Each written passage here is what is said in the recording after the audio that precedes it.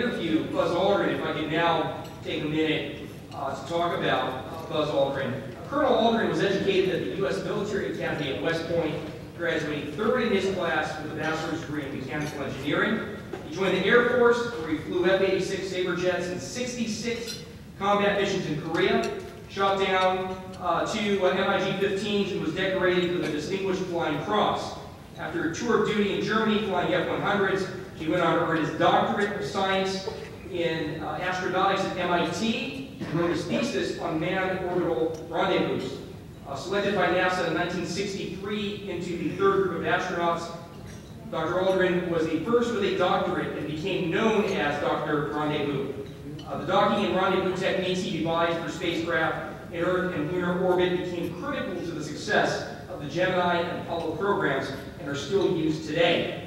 In 1966, on the Gemini 12 orbital mission, Dr. Aldrin performed the world's first successful spacewalk, overcoming prior difficulties experienced in all American and Russian extravehicular activity, and set a new EVA record at 5.5 hours. And of course, on July 20, 1969, he and Neil Armstrong made their historic Apollo 11 moonwalk, becoming the first two humans to set foot on another world.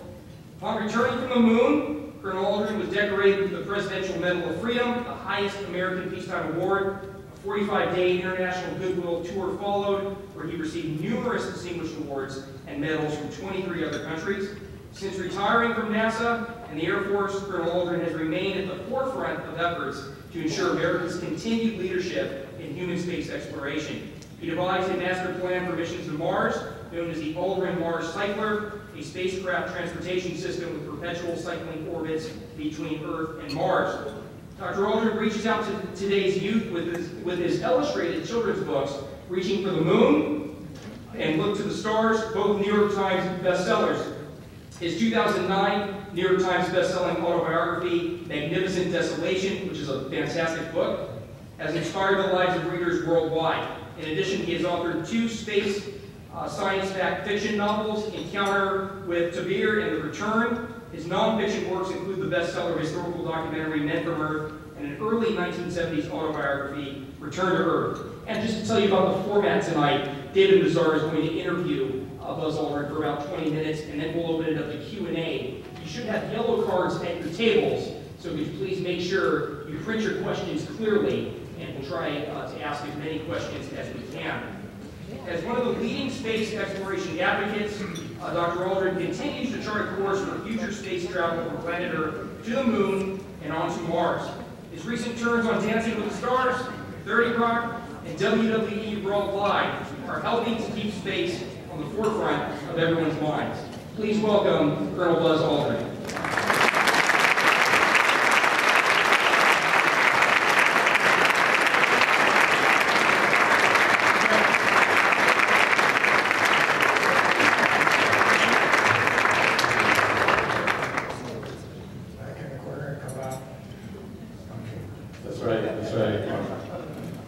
Thank you so very much for being here, Dr. Buzz Aldrin. I know this amazing crowd is so glad to be here. It's an honor.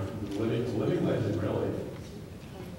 What was your first recollection of as a little kid when you wanted to go up into space? I mean, what makes you say, hey, I want to go up there? Let me answer that question. How many veterans are there in the crowd?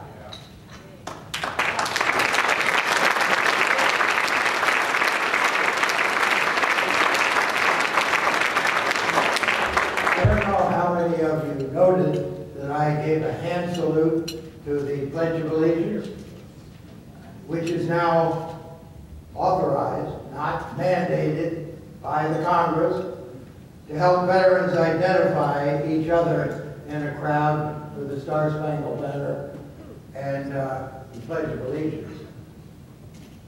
It troubles me that so very few avail themselves of this privilege. It was a privilege and an honor to serve my country, and that's what guides me through the rest of my life. My answers are usually pretty damn long, so maybe you can help. What was the first question? Okay. I was just asking out of curiosity, Yeah. what was your first recollection of when you decided you'd like to go up into space? First time I read Buck Rogers or Flash Gordon, I knew that was something where they went above the earth somehow. That goes a long answer. At that age, though, as a kid, did you ever really imagine the realization that that really could happen? Because at that time, it was just sci-fi, it was in the movies, as you say, Buck Rogers, and then it did happen.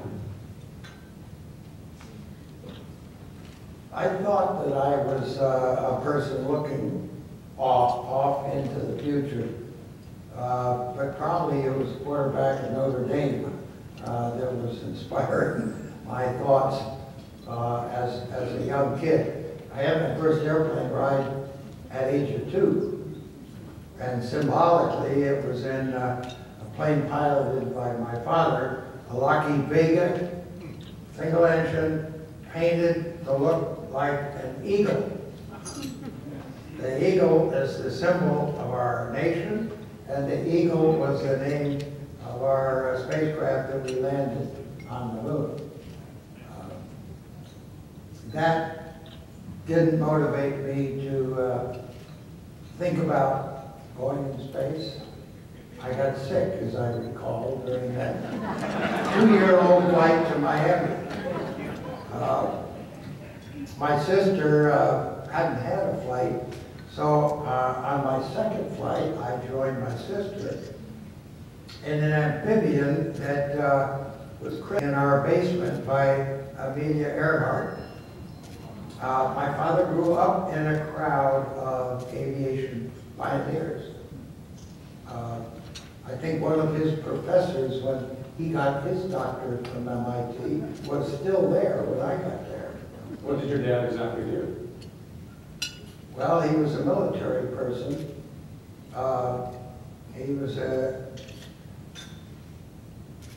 You got going on long answers.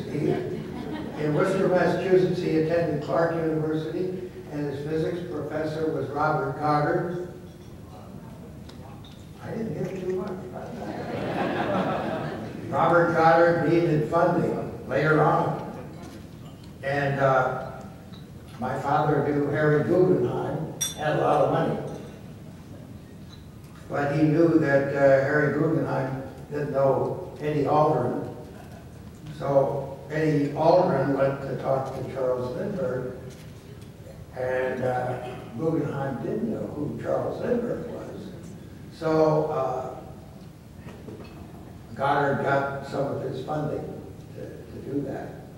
Later, my father, because of his degree, was the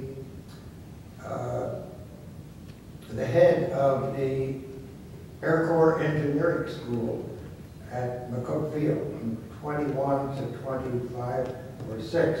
That later became Wright Field, Wright-Patterson Air Force Base. The engineering school became the Air Force Institute of Technology.